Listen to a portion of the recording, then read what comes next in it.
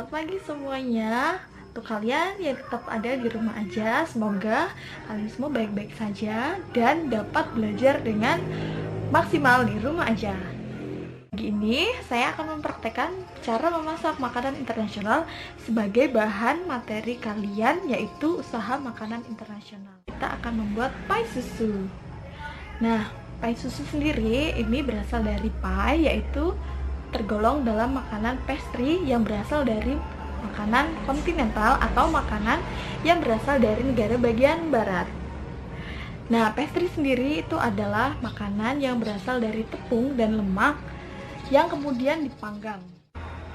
Kalau pai susu itu berasal dari Hong Kong yang ditemukan tahun 1940-an. Tapi makanan ini merupakan adaptasi dari makanan dari Inggris, yaitu tart custard. Karena Hong Kong merupakan negara jajahan Inggris. Oleh karena itu, makanan-makanan dari Hong Kong pun akan terpengaruhi oleh makanan-makanan dari Inggris. Karena pai susu ini memiliki rasa manis, maka pada negara-negara bagian barat, pai susu ini menjadi makanan pada hidangan penutup atau yang disebut dengan Oke, langsung aja kita eksekusi. Dan inilah bahan adonan pai. Yang pertama yaitu ada 5 sendok makan margarin. Pertanyaannya, apa perbedaan margarin dengan mentega? Bahan yang kedua yaitu 3 butir telur, kemudian ada 12 sendok makan SKM, garam secukupnya, 2 sendok makan tepung maizena, 10 sendok makan air, dan yang terakhir adalah 10 sendok makan tepung terigu. Masukkan 10 sendok makan tepung terigu ke dalam sebuah wadah atau baskom.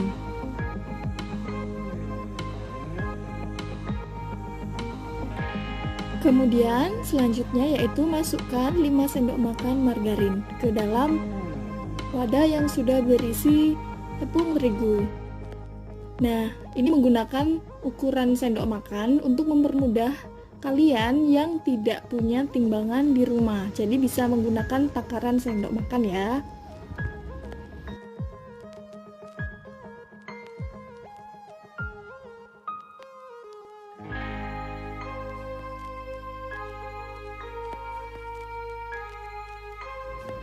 Oke, kalau sudah, campurkan bahan menjadi satu. Kalau menggunakan tangan, silakan kalian pastikan tangan kalian bersih dan sudah cuci tangan.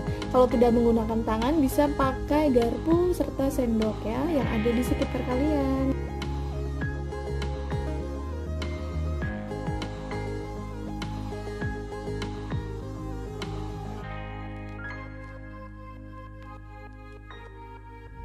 Tahap selanjutnya yaitu masukkan 1 butir telur saja ke dalam adonan, kemudian diaduk terus sampai adonan sudah menjadi kali seperti ini. Kemudian cetak adonan di atas teflon, tapi teflonnya tidak perlu diolesi minyak atau margarin. Pertanyaan ketiga, mengapa teflon tidak perlu diolesi minyak atau margarin seperti kita mencetak kue-kue yang ada di loyang? Apakah nanti adonannya akan lengket atau tidak? Selanjutnya, tusuk permukaan pai seperti ini menggunakan garpu atau tusuk gigi yang bersih yang ada di rumah kalian. Nah, pertanyaannya, mengapa permukaan pai harus ditusuk seperti ini? Silakan jawab.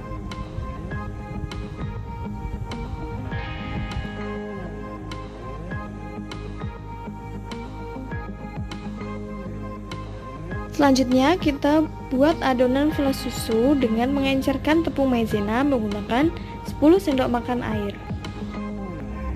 Masukkan 2 butir telur ke dalam sebuah mangkuk. Satu lagi ya. Ya, hati-hati, jangan sampai cangkangnya ikut tercebur. Masukkan 15 sendok makan susu kental manis ke dalam telur yang sudah kalian kocok. Kalau kalian suka manis, boleh tambahkan. Kalau kalian tidak suka manis, silahkan kurangi susunya. Masukkan tepung maizena yang sudah diencerkan ke dalam adonan telur yang tadi kita sudah masukkan susu.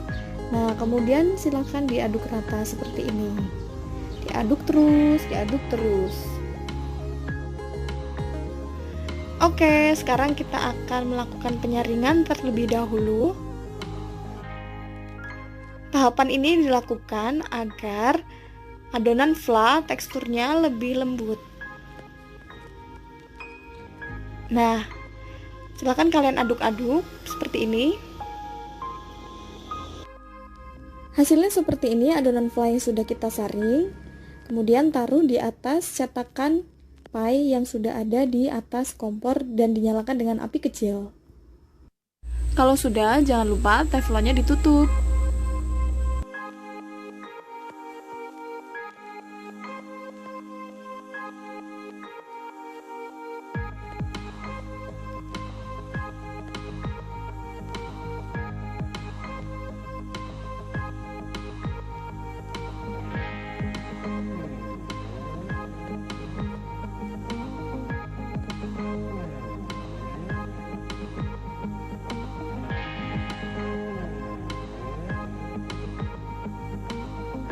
Nah, jadi itu tadi alat, bahan, serta proses pembuatan pie susu. Nah, kalian silahkan jawab pertanyaan-pertanyaan yang sudah saya buat, yang sudah saya ajukan di proses pembuatan tadi. Nah, silahkan jawabannya kalian kumpulkan di Google Classroom. Oke?